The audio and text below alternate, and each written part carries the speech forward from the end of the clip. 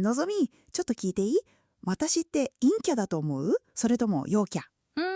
みさきは陽キャだと思うよ。私は陰キャだけど。そう？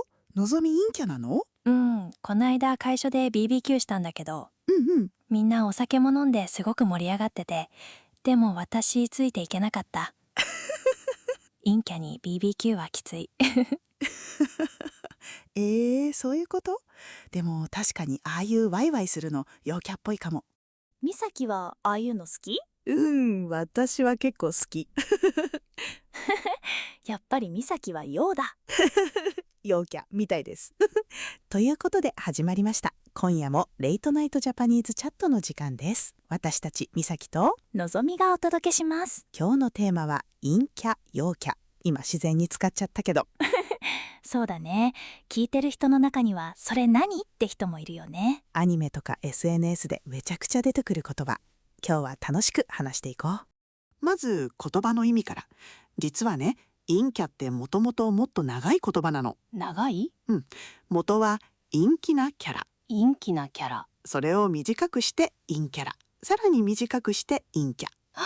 キャラクターのキャラなんだ。そう。だから今日の一番大事な言葉はこれ。キャラ。陽キャも同じ？同じ。陽気なキャラ。陽キャラ。短くして陽キャ。なるほどね。じゃあ意味は？陰キャは静かでインドアが好きな人。陽キャは明るくて友達が多くてパーティーが好きな人。そうそう、さっきの私とのぞみだね。BBQ で証明されたやつ。アニメで言うと分かりやすいかも。陽キャはワンピースのルフィみたいな。めっちゃ明るい。みんなを引っ張る。で、陰キャは呪術廻戦の乙骨くんとか。最初の乙骨くん。静かで自信なさそう。そう、あんまり目立たない。でも本当はすごい力を持ってる。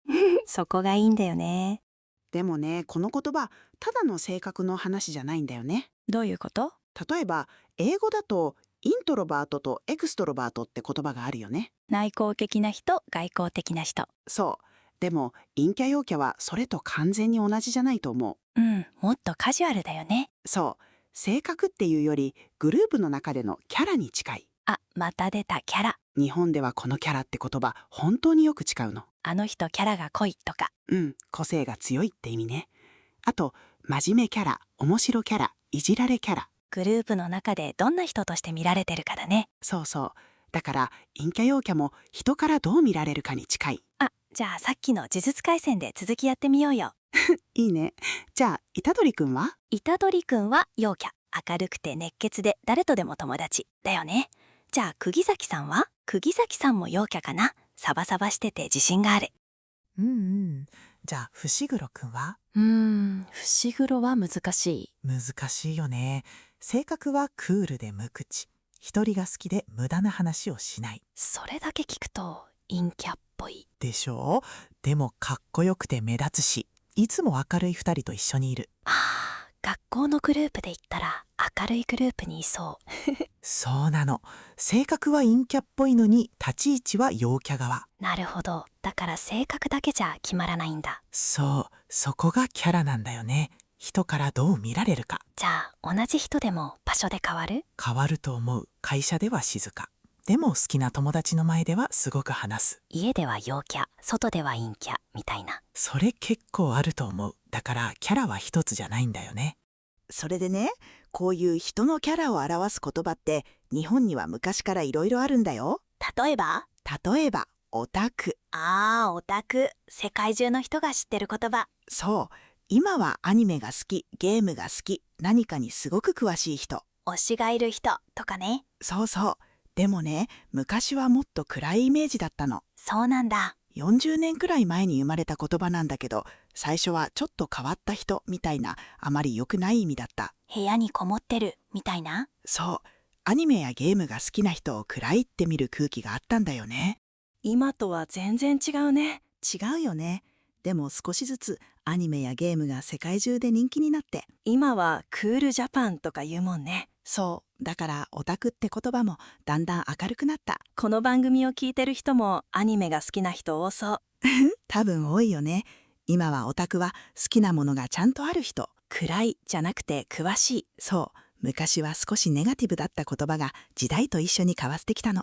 他にも昔の言葉ってある？あるよ。もっと古いの。ネクラとネアカ。ネクラ？ネアカ？ネクラは根が暗い。ネアカは根が明るい。根ってその人の一番奥の性格って感じ？そうそう。40年くらい前、すごく流行った言葉なの。へえ、今はあんまり聞かないね。聞かないね。でもね、当時は明るいのがいいことっていう空気がすごく強かったの。じゃあネクラって言われるの結構嫌だね。ネクラははっきり悪口だった。そこは今の陰キャとちょっと違うね。そう、そこは面白いところ。陰キャは人に言うと失礼。でも自分で私陰キャだからって言うと軽くなる。自分で笑いにする感じ。そう。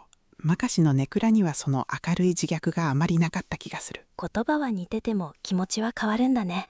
あともう少し新しいのだとリア充。ああ、リア充、懐かしい。リアルが充実している人。リアルは現実、充実はいっぱいで楽しいって感じ。そう。友達がいて恋人がいて休みの日も楽しそう。この言葉はどこから出てきたの？インターネットの掲示板から2000年代くらい。ああ、ネットの中から現実の生活を見てる感じ。そうそう。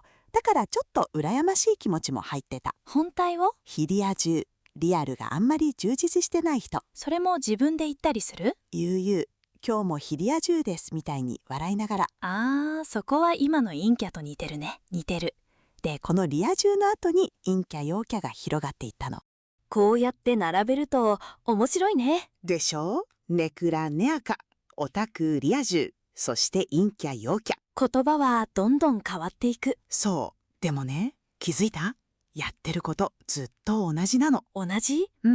人を見て、あの人は明るい、あの人は静かって分けてる。ああ、言葉は変わるけど分けたい気持ちは変わらない。そう。日本語のずっと続いてる癖みたいなもの。でもそこが今日のポイントなんでしょ？